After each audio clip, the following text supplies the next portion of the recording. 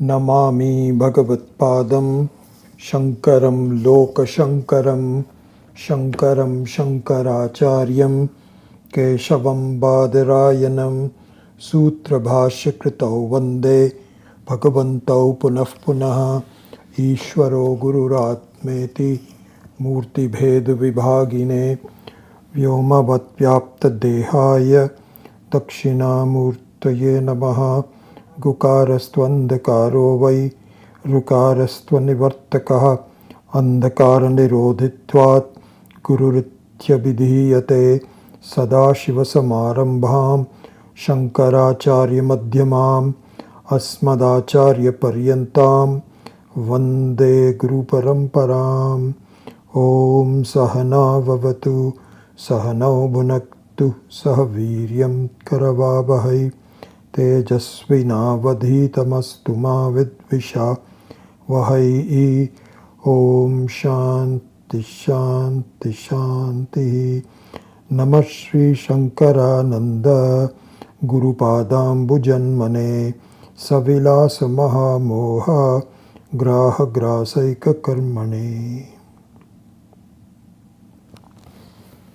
So we finally meet after a long time. Today also there was a threat of a storm, but somehow it didn't materialize to the same degree. So I'm happy that we are having a class. So it's been a while since we have studied this. So perhaps just for a few minutes, let me kind of summarize where we are and what we are doing to jog your memory and your thinking.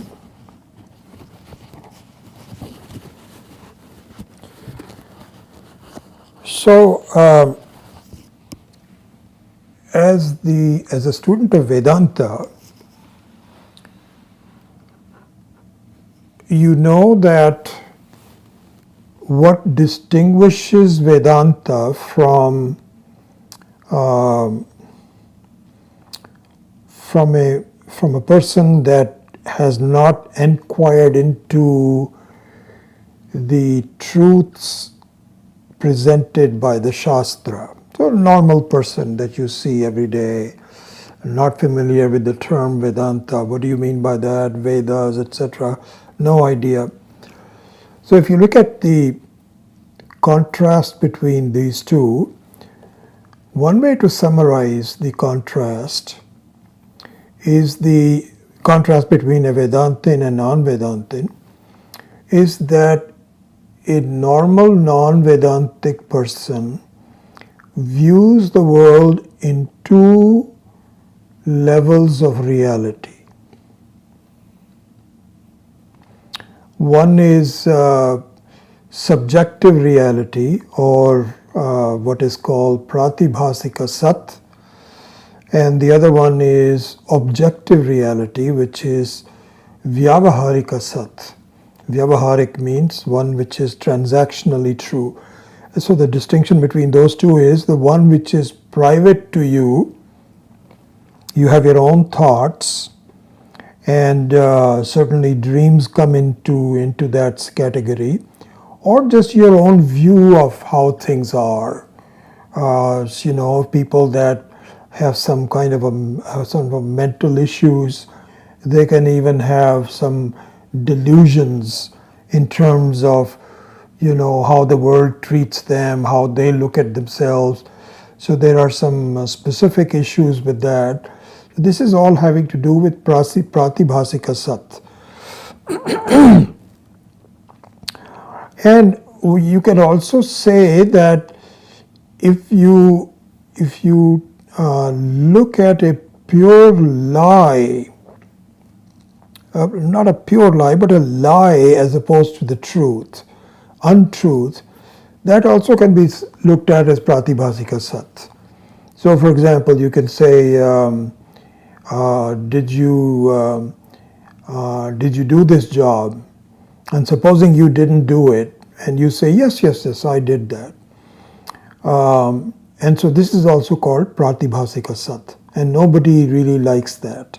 Pratibhasika sat is not not very objective, not really acceptable, and so on. So then we have the Vyavaharika Sat, where your level of truth and somebody else's level of truth are equivalent. They are all the same.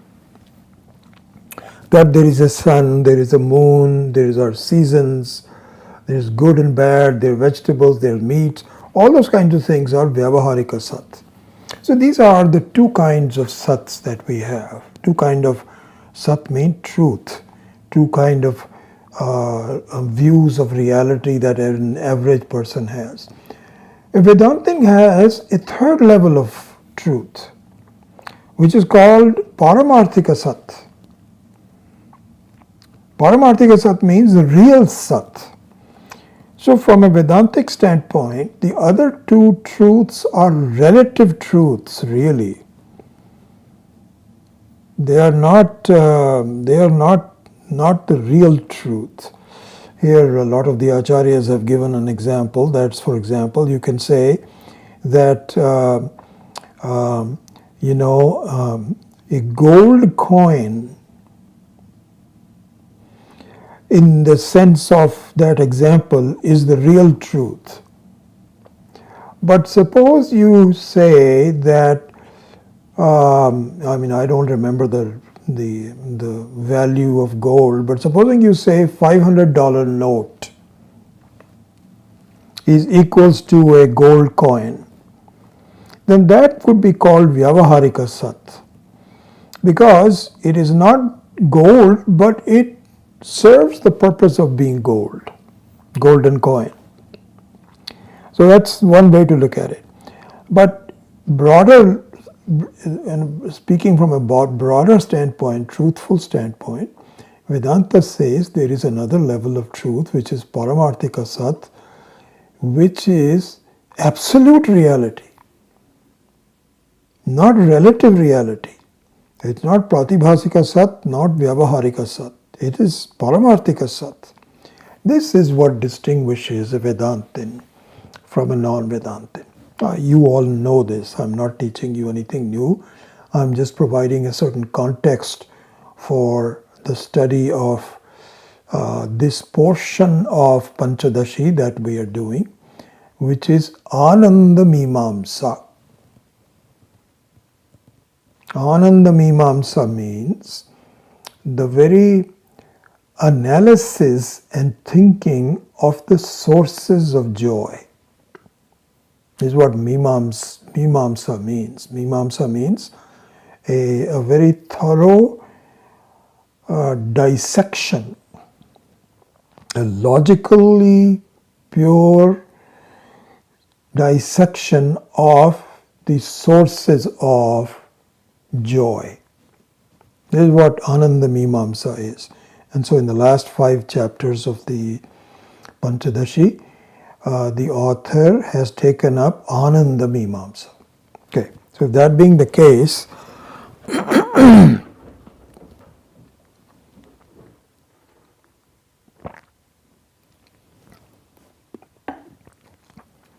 let us look at the Ananda Mimamsa from the 3 levels of truth. Right? So the first level of truth is Pratibhasika Sat, the Ananda, which is based on subjective reality. And this kind of Ananda is, it's very possible, but it is extremely fleeting, unreliable. People can just do daydreaming. I wish if I had this, then I would do this, then it'll be so wonderful. So for a while you can have a sense of joy just by daydreaming. But there's really no reality to it, and it will soon be taken away by your own thoughts, and it is not really substantial, it's not real. Then the second level of reality, the second level of Ananda is objective reality. And there we have some structure, some methodology which is reliable. Not a lot, but quite a bit. And this is what the world is really concerned with. So a non-Vedantin is very involved with finding out sources of joy. Very common, we all know what those are. And so this is what is talked about, the Purushartha. So in the Purushartha, so you have Artha, Kama and Dharma. So Artha means security, Kama means desire, some pleasure, and Dharma means ethical living. So within the confines of these three steps of the Purushartha, people can make some variations. This is why you have the most popular bestsellers in the world, How to Be Happy, New Methods of Being Happy. So you do some meditation, you do this, mindfulness, and how to make money, how to retire early. All those kinds of variations are from the standpoint of the Mimamsa of Ananda, from the Vyavaharika Sat standpoint. And this is the end of it. There's people can come up with new ideas. Some of them are regurgitating the old ideas, but they're more or less, they are generally accepted, and eventually they are all relative, because no matter what happens, life ends, which is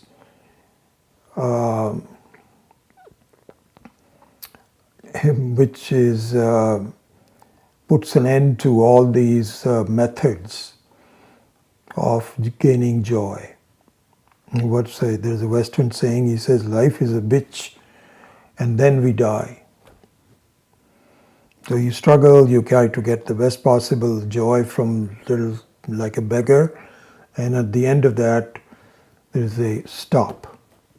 And so in this life, we're just talking about this life. So this is the limit of the Mimamsa for Ananda at the Vyavaharika Sat level.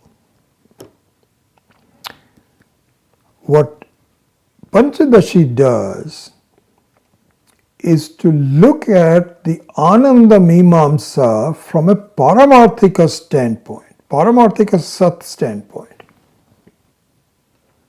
which is not really available for thinking for the non-Vedantins. They won't even look into it. They'll say, I don't know what you're talking about. You know, we can just have some joy, go to a good restaurant, have a good meal, and exercise, and go for all these cruises and so on. That's what life is all about. There's nothing else that you can do. So they won't even inquire. But from a Vedantic standpoint, it takes the Ananda Mimamsa on all three levels, not just in the first two levels. Okay, if this is clear. Then the last 5 chapters of Pancadasi is devoted to the Ananda Mimamsa from a Vedantic standpoint. So there are 5 chapters to it. So we have done 3 so far. So one was Yogananda, which we will revise in just a few minutes. The second one is Atmananda. And the third one is Advaitananda, which is chapter 13th. Today we will start chapter 14, which is called Vidyananda, and the last chapter is called Vishayananda. So all this Mimamsa of the Ananda, please remember, is from the very top. saying that if really speaking you are interested in absolute ananda, what does absolute ananda means? Absolute ananda means completely independent of all other factors.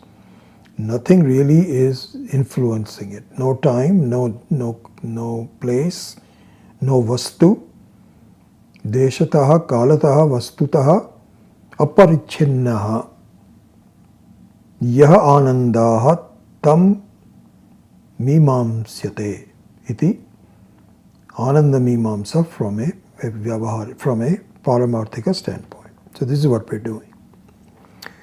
So there the mimamsa is different, very different. Why? Because you're keeping the context at the highest level, that I am in fact a unconditionally joyful entity, but I don't yet have that experience. So from that standpoint, what experiences you have and how to make sense out of it. Because normally when you are doing vyavahara, you can figure it out. That being nice to others, living in a safe place, taking good care of your health, are the normal sources of joy. We all know that. But they are being limited, as we said earlier, and so now we have to see at what are the methods. This is what is called upaya. So upaya means what is the end of the method, and the upaya means the method of reaching that goal. What are the methods for me to reach absolute joy?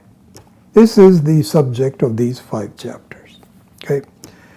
That being the case, the first chapter is called Yogananda. And in summary, if you can just, we have done all this, but I'm just condensing it into a fewer number of concepts so that we have a broader view of it, especially because we haven't had a class today, so I thought I would do that. So the Yogananda is the initial upaya. Initial upaya means, also another word is used in Shastra called prakriya. So prakriya and upaya both means the methods, the viewpoints, the methodology of reaching a certain stage. So there Yogananda was used. What is Yogananda?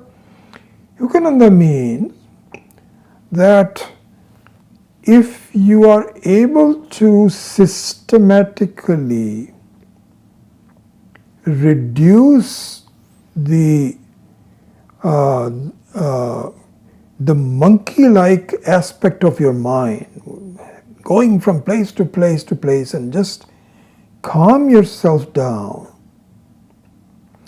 and take the help of your breathing, pranayama, and all the steps that we have gone through, yama, niyama, pratyahara, asana, etc., etc., then that is a useful way to discover a sense of peace within yourself. Yogananda. Okay? So the Yogananda primarily is experiential. Primarily experiential because you're dealing with focusing on controlling your mind, calming it down, and seeing that you feel better for it. Instead of flying around, worried, and so on, you now are more composed within yourself. And this is a method. This is a very good method Very good method. Then what's the problem with this?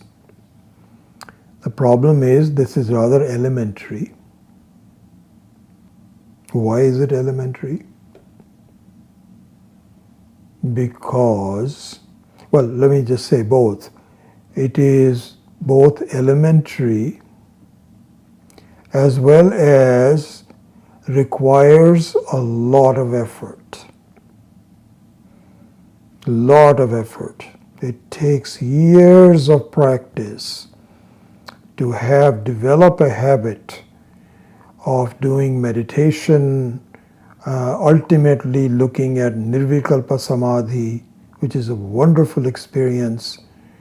So it takes a lot of effort to do so. It's not easy, as we studied it in the chapters number 11.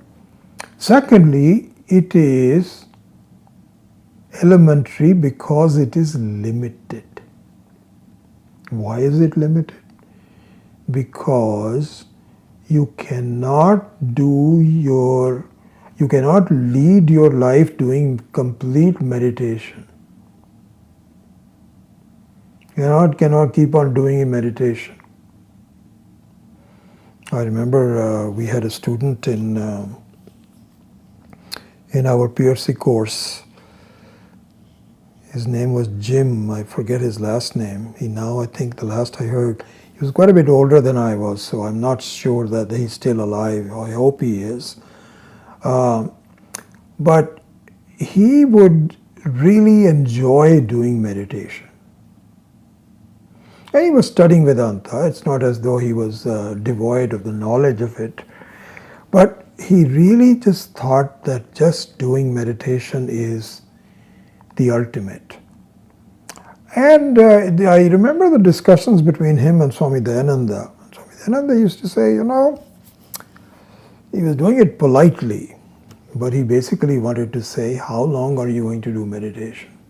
Because if you're dependent on meditation, samadhi, sooner or later you have to get out of it. Then what? So therefore, the Yogananda is a good method, but an elementary method and tough to do, and this is upaya number 1. So these are the various upayas that are used in our Ananda Mimamsa. So this is the first upaya. First upaya being control your mind, control your breathing, and enjoy meditation. And this is experiential. There's not much knowledge in it. There is some basic knowledge of how to do this, how to have this experience, I agree. But the knowledge of who I am, what is going to happen to me, about my next life and so on, is not part and parcel of this upaya. So this is why it is called an elementary method. So this is in Yogananda. Then, as you know, in the start of the 12th chapter, there was a question asked that what if I cannot do this, or I don't want to do meditation all the time? Is there another method? And the answer given was yes. This is called Atmananda. And the basis of the Atmananda is not the practice of yoga, not the obtaining of the Ananda through yoga, but obtaining the Ananda through Viveka. So remember, this is just to look at the Paramarthika Sat. You have to keep that in mind as the context. So in fact, in the Yogananda, you don't need Vedanta, because as you can tell, there are excellent methods of doing meditation that anybody can do. So there, the third level of reality is not even needed, is not relevant, it's not contextual. The second upaya, which is which is Atmananda, now introduces the goal. We haven't reached it yet, but at least introduces the goal of the absolute truth, the Atma. And this upaya is based on Viveka. So Viveka is introduced for the first time in this Ananda Mimamsa. What is the Viveka? And by the way, it doesn't matter, it's not as though these methods are exclusive to each other. You can combine them. You can be doing yoga practice and slowly introduced Viveka. So there, I don't know whether we studied that or not, it must have come there. What it means is that when you are not in samadhi, you can resort to Viveka. And if Viveka does not give you as much ananda as samadhi, then go back to meditation. So you can combine them. But anyway, what is Viveka? So there, as we studied, I'll just remind you of that. Viveka means what appears to be true, but it is not, and the thinking of looking at the distinction between the appearance of truth and truth.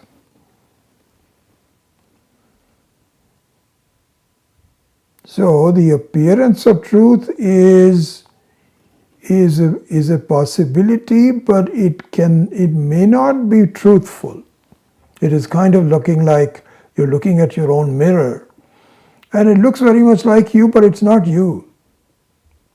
You are here. That's just your copy. So similarly here also, the Viveka between Ananda, between Anatma Ananda and Atma Ananda is the Viveka. So we saw this. This is a practical thing to see, that the way we conduct our lives is we say, I love someone. I love my children. I love my spouse. I love this house. I love my car. And this is how love expresses itself in your life. So it's not as though you're fooling yourself. You really are in love with your car. You are in love with the house. You are in love with your spouse, children, etc. But what happens is that the love of the home is merely an expression of the love for yourself.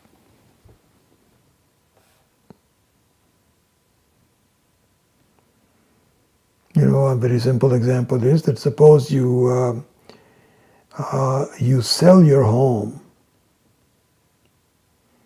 Now you don't love that home as much. In fact, supposing, God forbid, you sold your home and there was an earthquake and the home gets destroyed, you don't really feel sorrowful,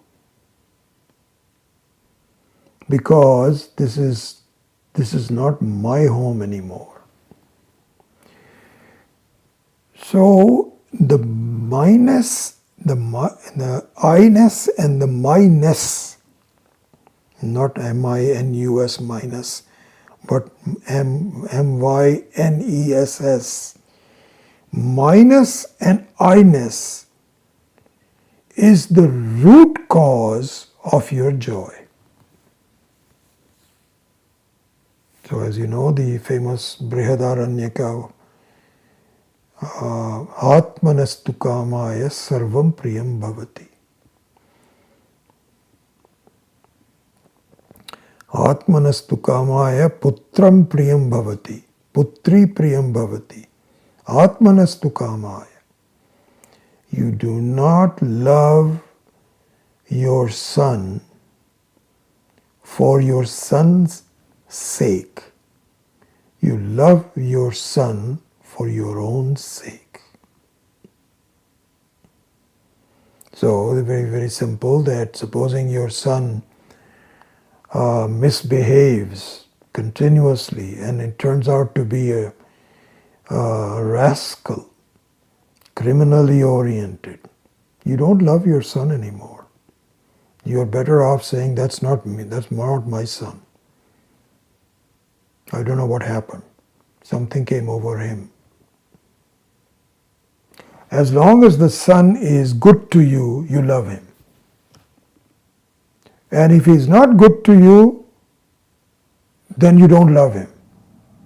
So look at this logic, the viveka.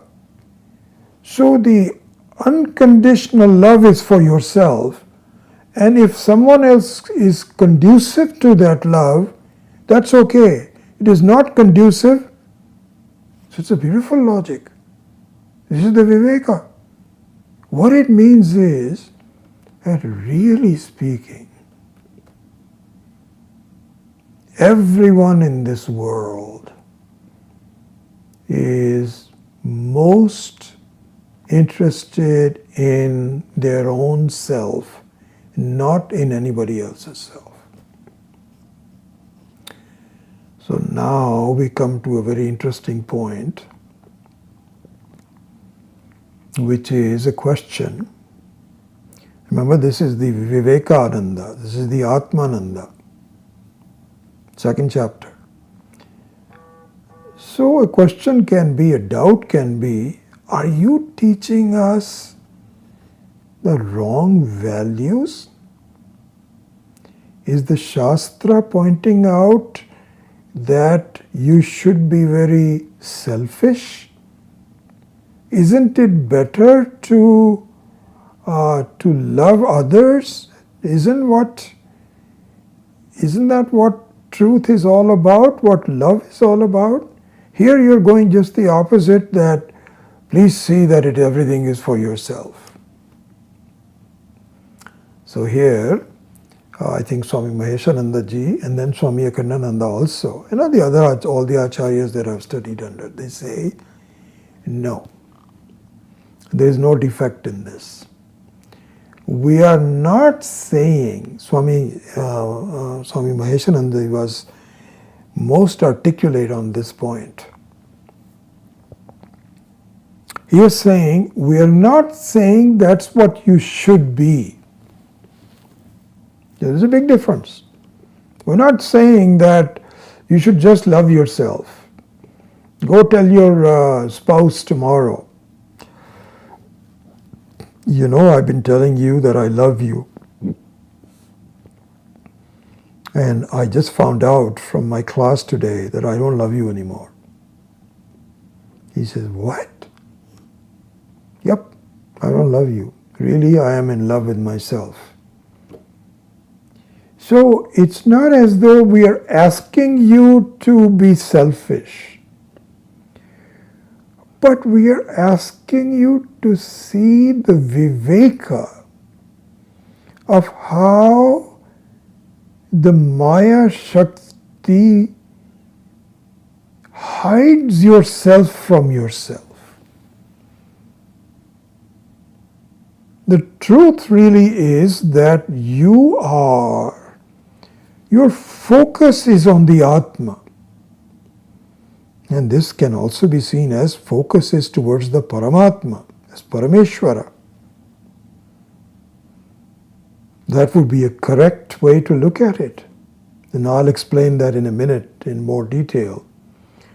But one way to look at that is that, really speaking, you are not, the viveka you should do is that your love for transitory things means that Things change, houses change, cars change, even families can change, divorces can happen, people can, your children can go away or be gone or whatever. Transitory things. Your love is not towards the transitory things. Your love is towards the Atma Satyam. Always. Even though it is hidden from you, you don't think that. You delude yourself into thinking that I love others. But in fact, the fact of the matter is not being selfish. The fact of the matter is that Atma alone is Atmanastu Kamaya Sarvam Priyam Bhavati. Everything looks very, very pleasant, but the real key behind is that you are, see how consistent you are. This is the thing to appreciate. How consistent you are towards the love for yourself. And here one can, I'm just going into more detail, but we have already seen this. One can ask, then how is it that people commit suicide? Because in a suicide, don't you say that I don't like myself.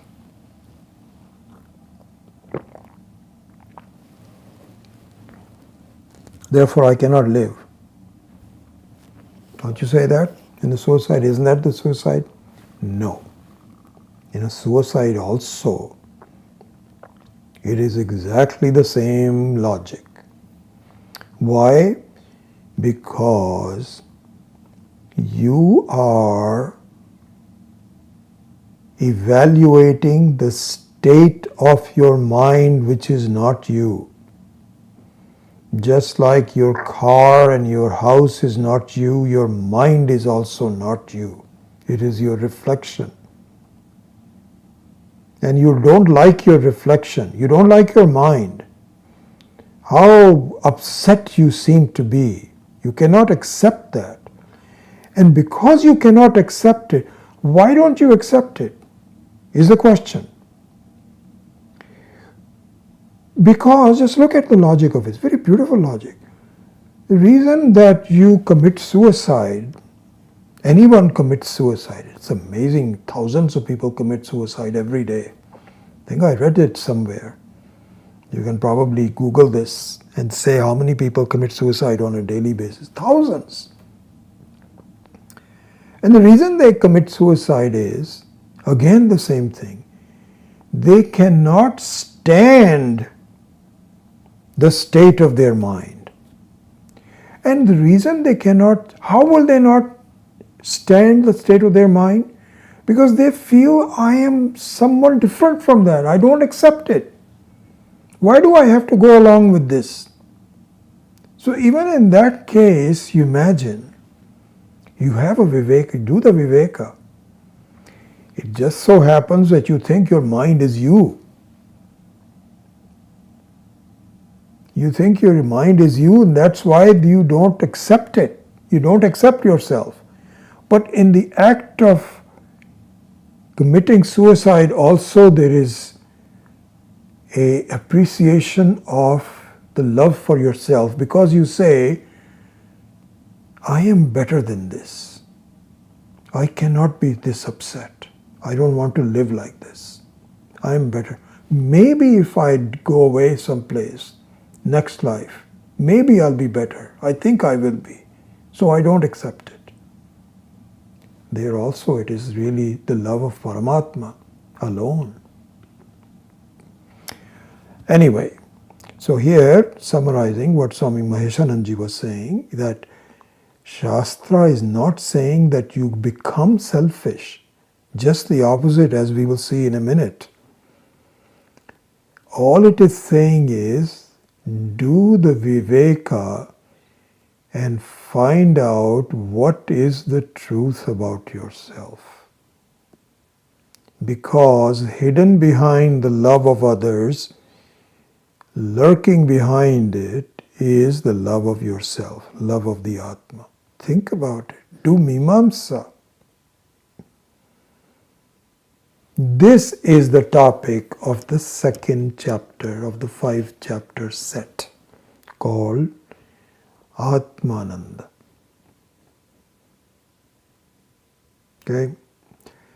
Now we come to the third chapter. And now we can answer why this is not a selfish act. Anandamimamsa based on Viveka is not a selfish act as it appears to be. It is not saying that the Shastra says, just be cognizant of your own self, don't worry about anybody. That's not what it is, as we've already seen. Now let's take it this further, and that is explained in the third chapter, chapter number 13, called Advaitananda. So in this, there is an upaya.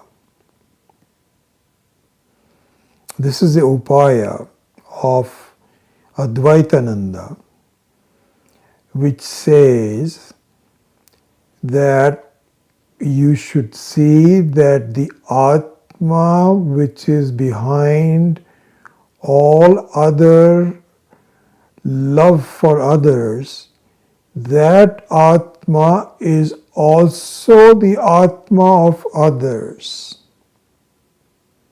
In fact, there is only one Atma, which is you. So you are behind the others as well. So if you do a viveka between your obvious love for others and the non-obvious love for yourself, and if you continue that logic, you will find that Sakshi is the only one that exists anywhere in the world. So therefore, it is not a selfish objective. In fact, it is a very beautiful objective. One of the acharyas had pointed this out. I remember this so well. I think Swami Tadatmananda had presented this. And I remember the times when everybody was railing against President Trump and how things were going haywire, wrong people were getting appointed, wrong policies were being done, people were very upset, and so on. And in one of the, I think it was, I can't remember which anniversary it was at the ashram. So a lot of these teachers were talking, and Swami Tadatmananda was the one who pointed this out, and it's a very beautiful way of looking at it. What he said was, which is exactly expressing what these progression of these 3 chapters is up to Advaitananda. He was saying that in order to accept others and in order to love others, you must accept and love yourself first. Very true. If you do not discover the Atma, you, the reality of who you are, the Paramarthika Sat, as the source of all joy, you'll never be compassionate enough to appreciate others. Because once you do, and it dawns on you with complete understanding that there is only one Atma. And for you to dislike someone is at a surface level. It is like in a dream. You have friends and enemies in the dream.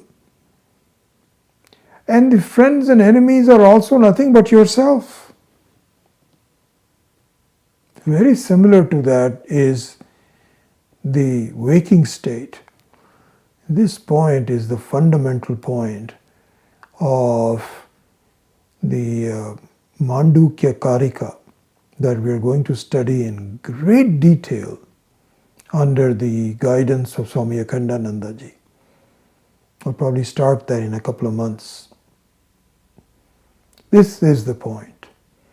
That really speaking, that until you see that the seeming friendship and the seeming enmity of others is seeming, has nothing to do with your own self, life will be completely different. And it will be.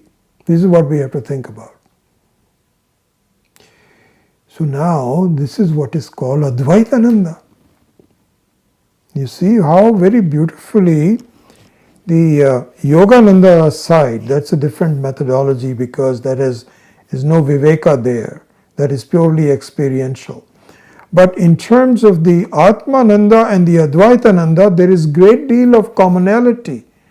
Because first you have to discover that my reality as the Atma has to be done through Viveka, through thinking, through Vichara. And if that is done, then the Mithyatvam of the world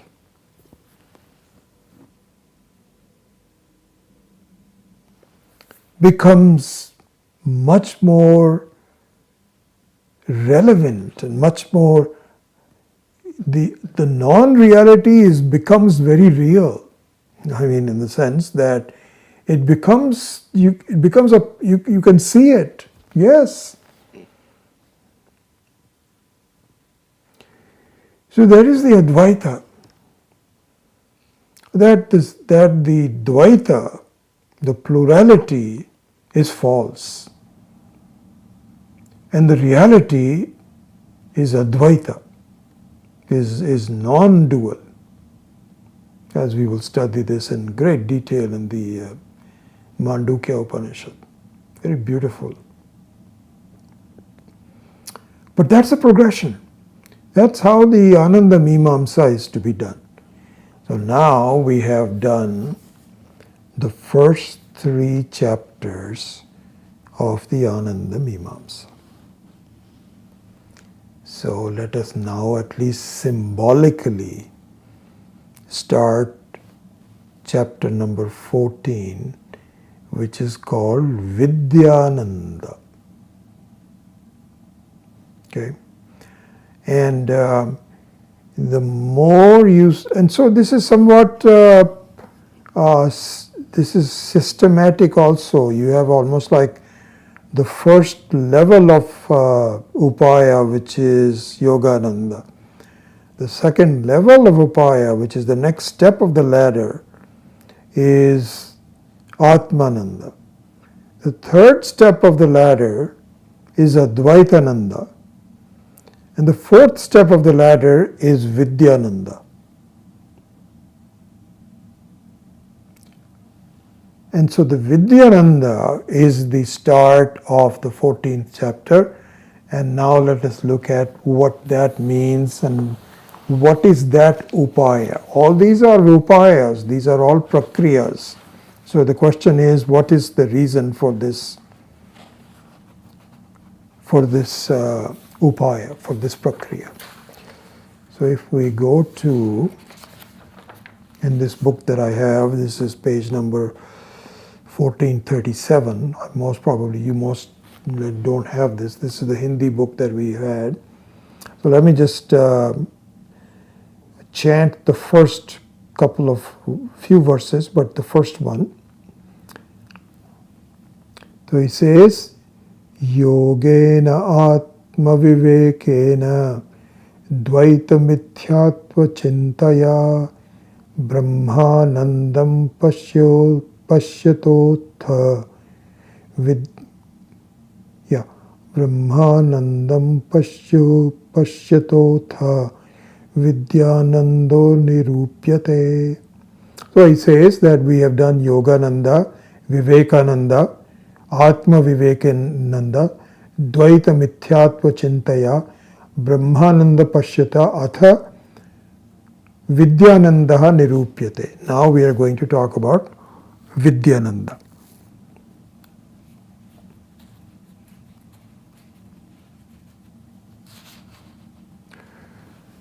So here is the key aspect of Vidyananda. Vidyananda says that you need to have a thought of the Atma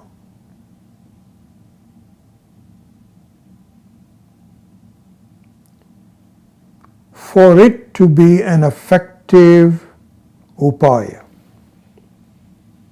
This is called vritti. It's a very famous thing. It's called akhanda akara vritti, which is in the part of the tatyam, the satya, the tattvamasi.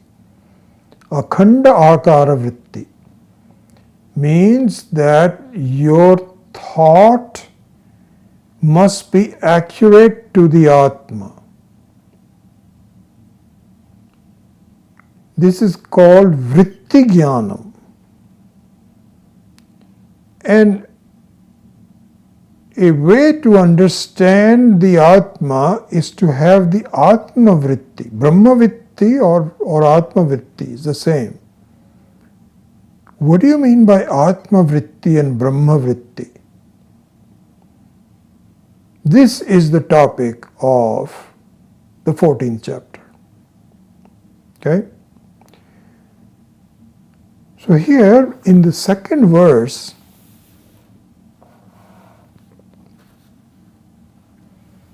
he says, I won't chant it in that manner, Vishayanandavat Vidyanandaha Dhivritti Rupakaha Dukha Abhavadi Rupena Proktaha Esha Chaturvidhaha. So he says that the Vidyananda is like Vishayananda. Vishayananda means the Ananda based on objects. Even though the Brahma is not an object, Brahman, not Brahma, Brahman, the Atma is not an object. But the thought of the Brahman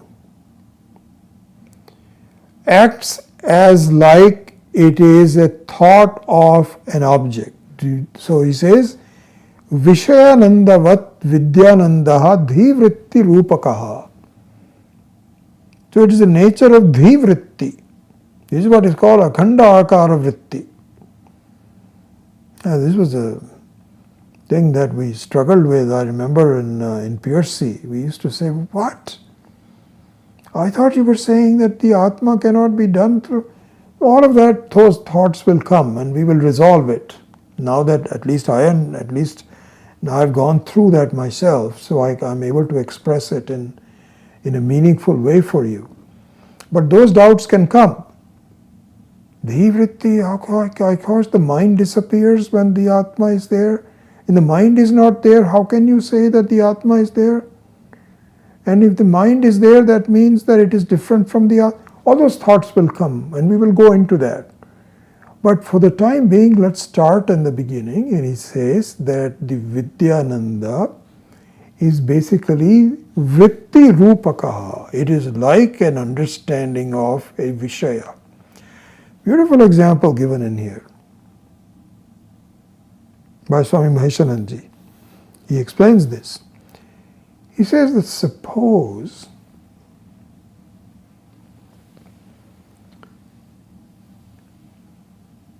you have a friend in the West who doesn't know Rasagulla. It is one of the most important delicacies in the Indian, from an Indian context standpoint. Rasagulla is a very beautiful sweet dish. So now you have a Western friend And he doesn't know what Rasagulla is. He doesn't know the word Rasagulla. And has never tasted it. And if you don't know the word and you have never tasted it, will you ever have a desire for it? No. You cannot have a desire for something that you don't know. So if you have an American friend and you invite him and he says, this happens to our kids many times. Our kids they like the Indian food, but they don't like the Indian desserts because it's alien to them. So Rasagulla is like ice cream. There are very few people who do not like ice cream, or very few people who don't like Rasagulla. And so if you take somebody at home and say, for dessert we have Rasagulla, that person has no idea what Rasagulla is. Once you've tasted it and you know the name of it, then something funny happens. This is what is pointed out by Swami Maheshananji. He says the following. He says, I'll say that in Hindi first. Vishayanand ka swarup buddhi ki vritti hai.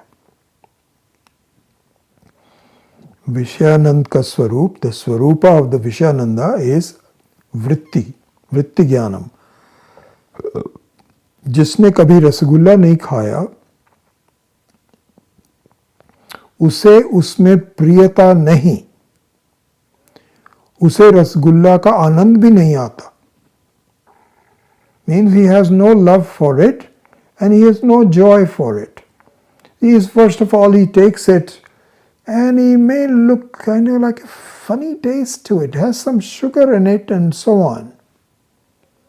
But if you just dwell on it for a minute, you can develop a taste for it. And supposing you say, I got another one of these. Now look what Swami Maheshananji is saying. जिसने खाया है उसे रसगुल्ला नहीं होने पर भी मुंह में पानी आता है. This is a very important thing. He says that for one who has enjoyed Rasagulla, is familiar with it, you don't even have to eat it. Just the thought of Rasagulla. Here we can substitute ice cream. So supposing you like your favorite, my favorite and my second granddaughters, we both have a common favorite, which is coffee ice cream. We both love coffee ice cream. And so if somebody says that I have coffee ice cream, your mouth starts watering even though you have not eaten it yet. Just the thought of coffee ice cream brings a certain visual taste, as you may. It's amazing. So what he's pointing out here is very interesting. That the vritti of a coffee ice cream, the very thought of the coffee ice cream is enough for your ananda.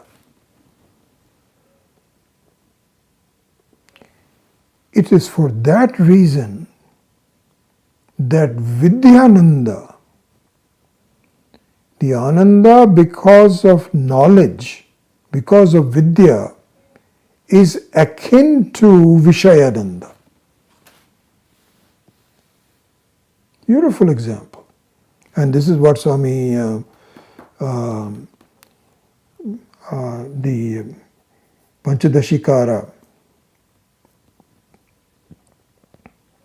is talking about. Vishayanandavat Vishaya Vidyanandaha Dhivritti Rupakaha. And he says, Dukha avadi rupena proktaha esha chaturvidha. So he says, there is a gradation of 4 different sections of Vidyananda. 4 different steps to the Vidyananda. So the Rasagulla was a simple example. Coffee ice cream was a simple example. But in general, if you were to look at the sophistication of the Vidyananda, he says it comes in 4 steps. This is pointed out in the Taittiriya Upanishad. So he says, in Taittiriya Upanishad, he says, Tasya priyameva shiraha modo dakshinaf pakshaha pramoda uttaraf pakshaha ananda atma brahmapucham pratishtha.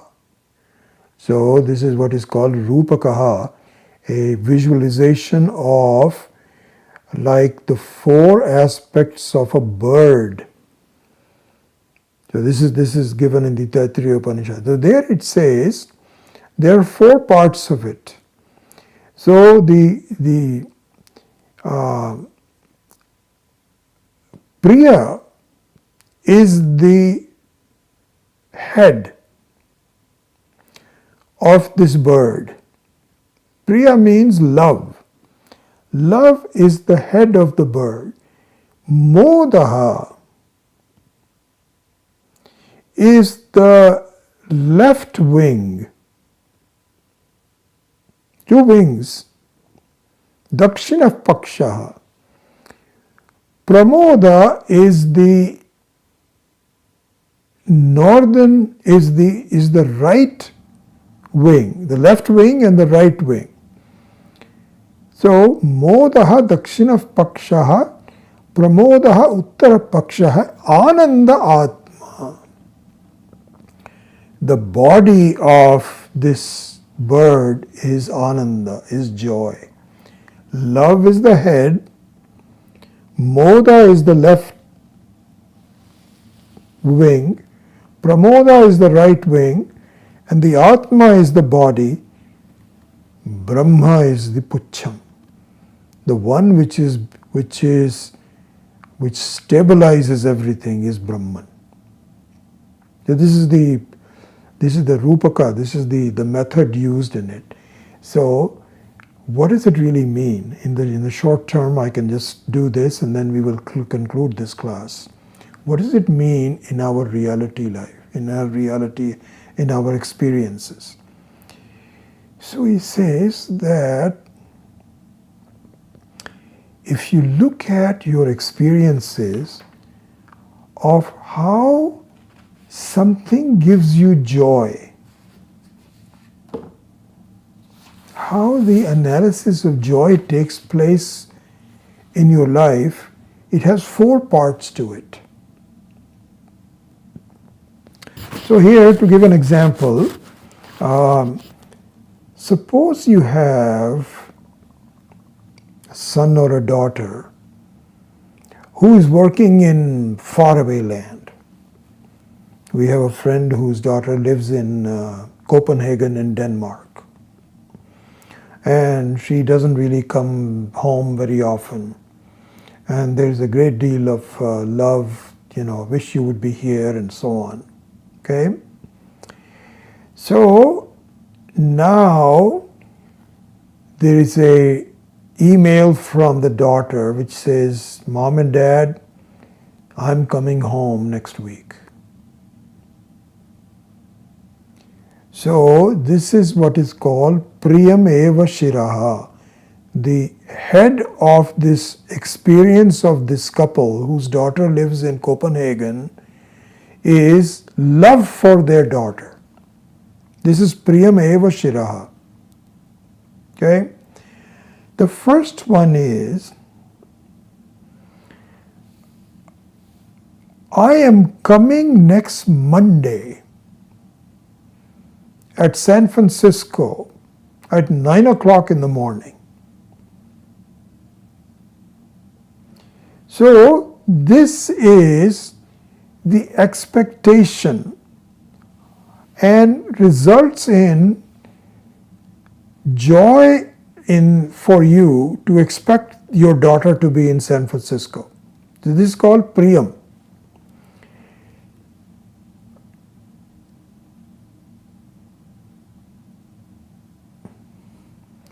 And the next thing is, you see her coming down. Because sometimes, planes are late or you might have missed it or something. So your your expectation is not realized until you see her coming down the steps. You can't go up to the gate anymore because the person has to come out near the luggage area. But you see your daughter. So this is what is called modaha. This is an advanced form of joy called dakshina pakshaha, modaha. Then you actually give her a hug. It is not just you see her from a distance, you now are able to embrace her, your own daughter. So this is what is called pramodaha. More than modaha, prakarshena modaha. This is pramodaha. Then you bring her safely at home.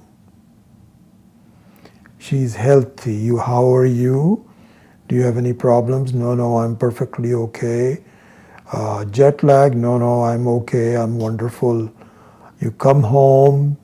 She's sitting on her own bed and you're conversing, having coffee and so on and so forth. So this one is now a complete ananda. Complete ananda. So these are the 4 steps. Priyam, then modaha, then pramodaha, and then ananda. So this is all forms of vidyananda, where your own joy, it appears to come from your daughter, but really speaking, it is all the emanation of joy in your own in different forms. So these are the steps of the Vidyananda that are given as experiential examples in our life, and we will go into more details when we go into the 4 aspects of the joy in the 14th chapter. And the whole 14th chapter is divided into sections of Priyam, Moda, Pramoda, and Ananda. So we won't have time to go into every verse, but we will at least make sure that conceptually we understand these aspects of Vidyananda. So that is the introduction to the Vidyananda of the 14th chapter. So with that, I close the class today, and we will pick it up hopefully next week. Om Asato Ma Satgamaya Tamaso Ma Jyotirgamaya Mrityorma Amritam Gamaya. Om Purnamadav Purnamidam Purnat Purnamudachyate Purnasya Purnamadaya Purnamevavashishyate. Om Shanti Shanti Shanti. Harihi Om. Shri Gurubhyo Namaha. Harihi Om.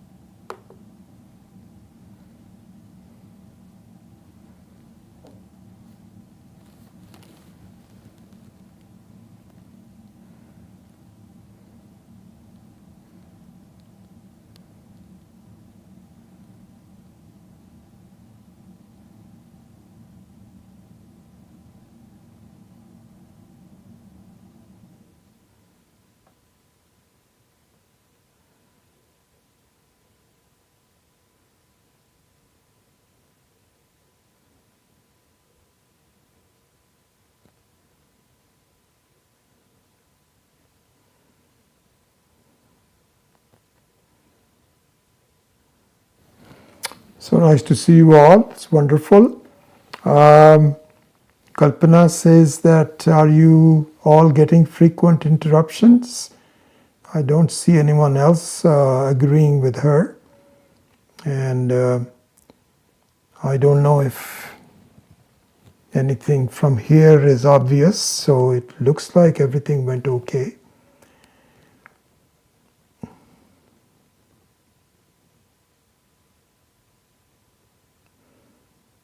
So wonderful.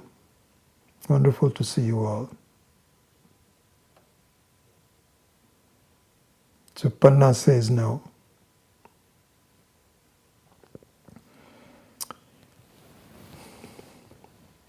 No to no interruptions.